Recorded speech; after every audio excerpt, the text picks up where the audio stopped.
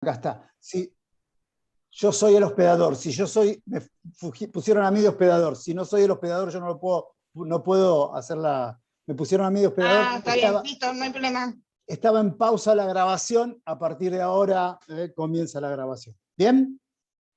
Bueno, y todo lo referente a, por ejemplo, en el rapto y en la problemática de la pornografía, podríamos citar que en este caso específico el bien jurídico protegido sería la decencia sexual. Después podemos ponernos de acuerdo o podemos llegar a tratar de integrar una definición en qué vamos a entender por decencia sexual. Distintos autores respecto del bien jurídico protegido tienen diferentes interpretaciones. Me parece la más adecuada la que dona, mediante el cual dice que el bien jurídico protegido, integridad sexual, que es el título, no es otra cosa que la libertad sexual de una persona mayor de 18 años y el libre desarrollo sexual de las personas menores de edad, teniendo en cuenta que nadie puede introducirse en la esfera ajena, más teniendo en cuenta el índole de los delitos que estamos tratando. Estamos hablando de la esfera ajena sexual, sin la voluntad de la otra persona, y teniendo en cuenta que esta otra persona debe tener la capacidad para consentir dicha actividad. Ese sería una definición más o menos completa de lo que se debería entender por integridad sexual. Vuelvo a hacer notar que a partir de la ley 25087 del año 99 es la que mediante la cual se logra la modificación de este bien jurídico, dejando de ser la honestidad para hacer esta conceptuación de la integridad sexual. Por consiguiente, y para darle un corte definitivo a esta temática, podemos decir que por bien jurídico protegido, sobre todo en la norma contenida en el primer párrafo del 119, es la reserva sexual de la víctima. ¿Y cómo vamos a entender? Pues si me dicen integridad sexual y reserva sexual, son términos poco precisos.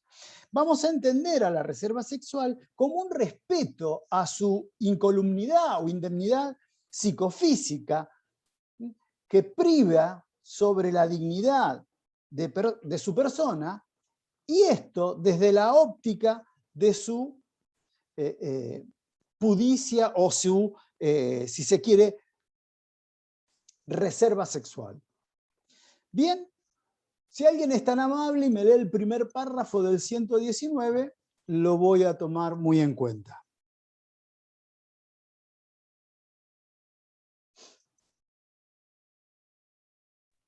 Yo se lo leo.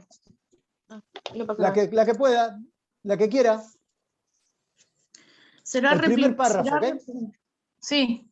Gracias. Será reprimido con reclusión o prisión de 6 meses a 4 años el que abusare sexualmente de persona de uno u otro sexo cuando éste fuera menor de 13 años, o cuando mediare violencia, amenaza, abuso coactivo o intimidatorio de una relación de dependencia, de autoridad o de poder, o aprovechándose de que la víctima por cualquier causa no haya podido consentir libremente la acción. Ok, perfecto. Bien. Algo que por ahí no les dije, y pido disculpas, es que si ustedes tuviesen que repasar, esto siempre lo digo al principio, se me pasó porque entré tarde a la reunión. Si ustedes tuviesen que repasar algo o me preguntaran si tienen qué repasarían de lo que vieron en parte general, no podría dejar de decirles que me parece de vital importancia tener una conceptuación de bien jurídico protegido. Acabo de hablar y me tomé varios minutos tratando de explicar esas situaciones en particular. respecto de la problemática de la tipicidad, qué contiene el tipo objetivo, qué contiene el tipo subjetivo, toda la temática de autoría y participación, porque van a ver, sobre todo cuando veamos agravantes y demás, cómo juegan estas circunstancias y cómo influyen sobre esta problemática de tipicidad. Bueno, y ahora voy a hacer, fíjense lo que vamos a hablar ahora. Le pediría cualquier cosa, se les puede acercar alguna explicación de clasificación de tipos penales. ¿Bien? Eso, perdónenme que me haya acordado en este momento de recordarles lo que tendrían que rememorar de parte general. Bueno, vamos al tipo objetivo. ¿Bien? Si nosotros tuviésemos que clasificar contenido en la primera parte del 119, tendríamos que decir que se trata de un delito de actividad, de mera actividad e instantáneo. ¿Bien? También debo hacer una salvedad. Si ustedes leen de forma íntegra los primeros 3 párrafos del artículo 119, van a observar que el artículo 119, el primer párrafo, que es el tipo básico, es el sobre el cual se estructura toda la sistemática del abuso sexual. De modo que más que los otros tipos penales no son otra cosa que el abuso sexual simple, al cual se le adita algún componente determinante en el tipo objetivo y que no hace más que agravar la figura básica contenida en el primer párrafo. ¿Se entiende? ¿Sí? Bien. En consecuencia, se entiende que abusa sexualmente la persona que realiza actos corporales de tocamiento o acercamiento de carácter sexual con persona de uno u otro sexo menor de 13 años o, como dice específicamente la figura, que sigue mencionando situaciones en particular, o cuando mediare violencia, abuso coactivo, intimidatorio de una relación de dependencia, de autoridad o de poder, aprovechándose de que la víctima, por cualquier causa, no haya podido consentir libremente esa actividad, y quedan, y esto tómenlo muy en cuenta, excluidos de la figura básica contenida en el primer párrafo del 119, aquellos actos que importen una tentativa o consumación de un acceso carnal. ¿Bien? Ya que los mismos quedan atrapados por el dispositivo amplificador de la tipicidad a través del artículo 42, que estamos hablando de una tentativa de un delito más severamente penado. Bien. Podríamos, como dato ilustrativo de color, podríamos mencionar que la doctrina tradicional, encolumnada a través, o siendo los mismos, la bibliografía de Soler o de Núñez, Soler decía que los actos en los cuales la víctima era obligada a efectuar actos este tipo de actos sobre su propio cuerpo no encuadraban en la figura en ese entonces establecida, y Núñez, el autor cordobés, ya le respondía que, de acuerdo a la redacción de esa figura, los actos que la víctima era obligada a realizar sobre su propio cuerpo sí podían constituir tranquilamente actos de un abuso sexual simple. Vamos, ante la lectura que ha hecho nuestra compañera del tipo penal, no hay motivo alguno para limitar la norma en esos casos, habida cuenta de que lo prohibido es que se materialice un acto de tocamiento, un acto de abuso sexual sin acceso carnal. No hay ninguna duda nos puede caber que cuando se obliga a una persona a realizar actos de tocamiento sobre su propio cuerpo, se está materializando la conducta prevista en el primer párrafo del artículo 119. ¿Bien? Otra cosa, a los fines de delimitar específicamente el tipo penal del artículo 119, es que para delimitar qué actos son constitutivos de un abuso sexual, había, o hay todavía, pero ya ha dejado de ser significativa los exponentes que sostienen la doctrina subjetivista.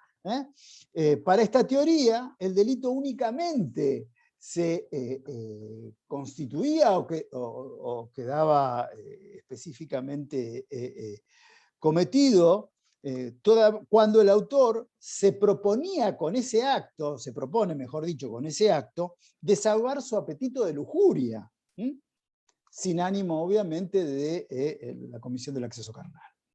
Y por consiguiente, ellos establecían, los sostenedores de la tesis subjetivista, establecían que dos eran los elementos que caracterizaban el abuso. Uno objetivo material, que consiste en la comisión de estos actos libidinosos, y el otro, un elemento subjetivo, que es el establecido mediante el cual el sujeto activo, podríamos decir, tenía, mediante la realización de esos actos materiales, la finalidad de desahogar su apetito de lujuria. A ver, hoy por hoy hay otra tesis que se denomina tesis objetivista, que es la que impera, en la cual, según la redacción específicamente que hemos leído, en ningún lado surge que deba existir por parte de la persona que cometa este tipo de acción un fin libidinoso, ya que el fin, podríamos decir de manera general, el fin de protección de la norma tiende a proteger a la libertad corporal que tienen todas las personas contra el ultraje que implica la intromisión de un tercero de forma indebida y sin consentimiento del sujeto activo. ¿Está? Que los actos libidinosos siempre son abusivos cuando son materializados en contra de la voluntad de la víctima, sí, siempre es así. Pero eso no lo hace un acto constitutivo del tipo penal previsto en el 119, primer párrafo. Otras circunstancias a tener... Miren, a ver, vamos a plantearlo en otros términos para que se entienda. Si una persona realiza los actos de tocamiento descritos en el primer párrafo del artículo 119 y su fin no es libidinoso, sino que, por ejemplo, tienen un fin de humillar al sujeto pasivo o gastarle una broma sin su consentimiento, les hago una pregunta para hacer un poco más interactivo esta situación. Prometí no hablar mucho en la primera clase y ya ven que no me puedo contener. ¿A ustedes qué les parecería ante esa situación? Que también lo es porque no hay consentimiento del sujeto pasivo. Ajá. Desde la teoría subjetiva no sería delito. Porque no estaría Exactamente, porque no tiene el fin de desahogo. Pero yo te hago una pregunta.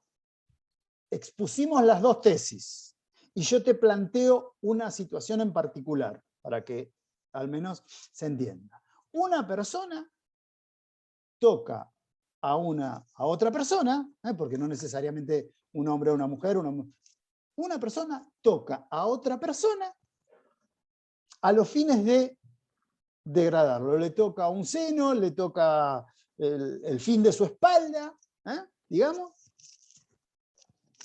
para desacreditarlo o para gastarle una broma sin su consentimiento. Pregunto yo, ¿qué les parece? No, acoso, Mónica, no. El artículo dice que sin prestar consentimiento, o sea, que sí lo es. Por consiguiente, los sostenedores de la tesis subjetivista podríamos decir que confunden lo que es una situación subjetiva con el tipo subjetivo. Eso es lo que... A ver, planteémoslo de otra manera. El acto que realiza un ginecólogo para las mujeres o un proctólogo para los caballeros. Desde el punto de vista meramente objetivo, puede prestar a alguna duda de si no son actos de tocamiento de los que establece la figura del 119, primera parte. Pero para que se dé esa situación del 119, primera parte, ¿qué nos va a faltar? Dos cosas en particular. Una, el consentimiento del sujeto pasivo, y la otra, el tipo subjetivo, ya que, en principio, y de acuerdo a lo que estamos analizando así muy, digamos, de forma tangencial, lo que nos falta también es el tipo subjetivo del que realiza la práctica médica. ¿Se entiende? Bien. ¿Quién puede ser sujeto activo y quién puede ser sujeto pasivo en la figura? Cualquier persona. Sujeto activo de este tipo penal puede ser cualquier persona. Y también el sujeto pasivo puede ser cualquier persona cuyo cuerpo sufra esta agresión física por parte del sujeto activo. Ya son, si bien lo menciono de forma liviana, ya no es admisible expresar que una mujer que legítimamente y de acuerdo a su voluntad ejerce la prostitución, no puede ser sujeto pasivo de este tipo de figura. No, señores. Cualquier persona ejerza la profesión que ejerza puede ser sujeto pasivo. Que quede claro que en cuanto al consentimiento de la víctima o del sujeto pasivo, este no debe existir, ya que la ley o el tipo penal previsto en el primer párrafo del 119 exige claramente que el acto se realice sin el consentimiento de la víctima, ya sea por actos violentos o porque la víctima o sujeto pasivo no ha podido legítimamente resistirse a esa actividad. Por consiguiente, es un dato que opera generalmente para todas las figuras que vamos a ir viendo o que van a ir viendo en realidad, la falta de consentimiento sigue siendo la base de todos estos delitos. Bien, ahora vamos a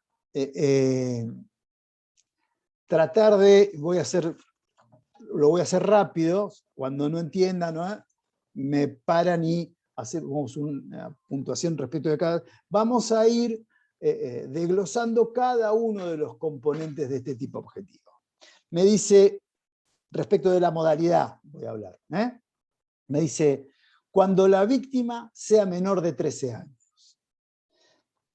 Es la consagración de que nadie se puede inmiscuir en el desarrollo de la sexualidad de una persona, ya que el desarrollo de la sexualidad es una garantía que tienen todas las personas, y este desarrollo debe ser progresivo y libre de cualquier injerencia indebida. ¿Bien? Dicho esto, La ley 25087 elevó de 12 a 13 años la edad de la víctima. Por consiguiente, habrá abuso sexual si la víctima fuere menor de 13 años. Aún, y préstenle atención, porque no sé si el examen va a ser múltiple choice con un caso a resolver, no lo sé eso. Pero si les plantean un caso de este tipo, les pueden poner una situación en particular. Una persona menor de 13 años que consienta esa actividad. El consentimiento que presta una persona menor de 13 años de edad es nulo. Es un requisito, a ver, todos ya dieron parte general, de derecho civil, ¿no? Es un requisito iure et de iure.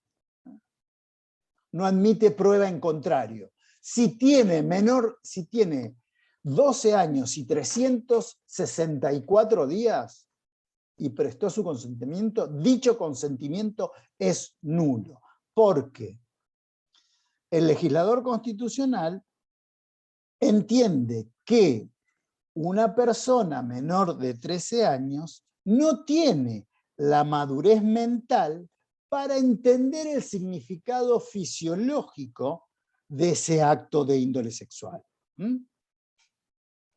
Vuelvo a reiterar, la ley presume de pleno derecho la falta de conocimiento. Perdón, presume que el consentimiento de una persona menor de 13 años es ineficaz para servir de dispensa. ¿Bien? Otro concepto a tener en cuenta respecto de la modalidad es cuando el legislador me habla de violencia. Debe entenderse por violencia la violencia material, es decir, la energía física que aplica el sujeto activo sobre el sujeto pasivo en contra de la misma, a fin de anular o vencer la probable o posible resistencia y con ello poder abusar sexualmente del sujeto pasivo. Por violencia material ya sabemos lo que esto quiere decir. Puede ser física, animal, mecánica. Se entiende que constituye un acto de violencia el suministro de algún tipo de estupefaciente tendiente a violentar la integridad sexual del sujeto pasivo. Un caso interesante respecto de esto es también la sorpresa es asimilable a la violencia. Cuando uno no espera que se materialicen actos de esta índole y es sorprendido, ¿no? Es un acto violento.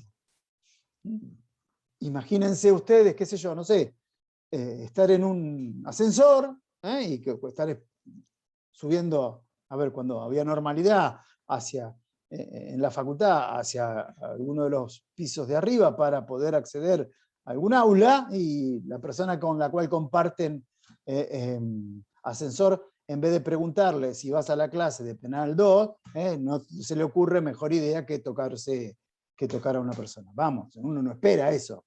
La sorpresa es asimilable a un acto de violencia. Bien.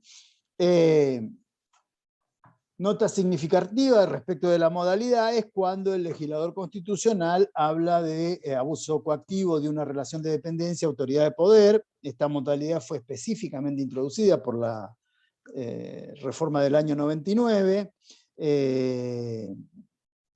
Algunos autores entienden que estas tres formas de comisión ya eran típicas y quedaban incluidas dentro del concepto de violencia o amenazas que previamente establecía la norma.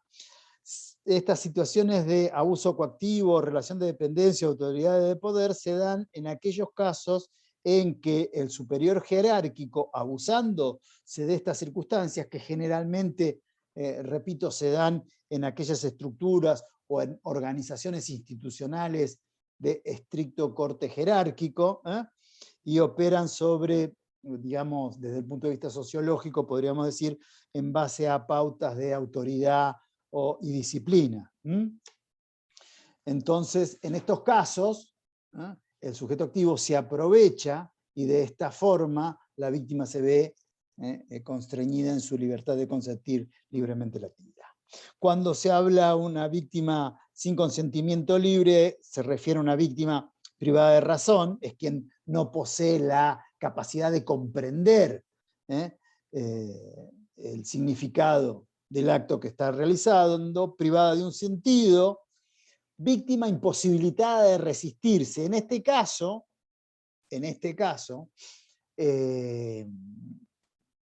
la víctima entiende el acto que se va a realizar en su perjuicio, pero por algún tipo de circunstancias no tiene la posibilidad de resistir.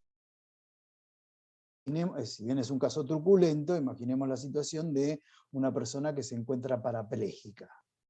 Puede comprender desde el punto de vista intelectivo la situación la cual va a padecer, pero se ve imposibilitado físicamente de poder resistir esa actividad.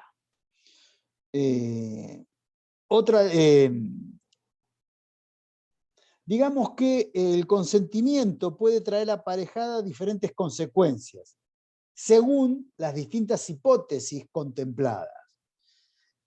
Que quede claro, en la situación de que la persona, el sujeto pasivo, fuera menor de 13 años, el consentimiento que presta la persona es totalmente ineficaz. ¿Está? No hay posibilidad de que uno pueda manifestar algún tipo de eximente respecto de eso. Bueno, vamos a ir finalizando. Vamos respecto del tipo subjetivo. Acuérdense que nosotros teníamos una concepción de la tipicidad compleja. Tipo objetivo, ya más o menos hemos ido hablando de cada uno de los componentes del tipo objetivo, de la figura básica, y nos resta hablar del tipo subjetivo. De acuerdo a cómo está planteada la norma, el tipo penal del 119, primer párrafo, no quedan dudas que el tipo subjetivo que admite la figura es el tipo doloso. Y para algunos autores, cito específicamente Dona, entienden que el único dolo admitido por la figura es el dolo directo. El dolo directo, entendemos el dolo como es con esos dos componentes, cognitivo y volitivo. Digamos que, y por definición de dolo, no les voy a pedir que me la den, lo dejamos para la semana que viene. Hay por ahí algunos, voy a pedir que me pueda decir, el dolo es el querer y conocer, una definición bastante simple, querer y conocer la realización del tipo objetivo. Y a esto nos referimos. El sujeto activo debe tener la intención de este tocamiento impúdico sobre el cuerpo del sujeto pasivo, y además debe ser este tocamiento en contra de la voluntad expresa del sujeto pasivo. Como dijimos, cuando lo clasificamos al delito como un delito doloso de actividad, ¿cuándo se consuma? Cuando se materializa el acto de tocamiento. ¿Es admisible la tentativa? Sí, es admisible la tentativa. Todo acto tendiente a la materialización de la conducta descripta que es interrumpido por un acto ajeno a la voluntad del sujeto activo, queda atrapado dentro del dispositivo contenido en el artículo 42. ¿Bien?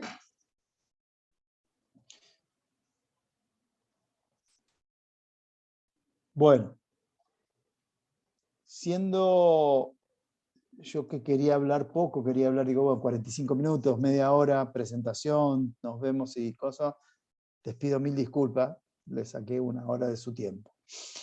Entonces, vamos a establecer algunas pautas antes de que se empiecen a... Tengo 38, me siento bien, no sé cuántos seremos, imposibilidad de saber. Establezcamos algún tipo de pauta o pacto entre nosotros. La clase que viene es mi intención ver el segundo y tercer párrafo del 119.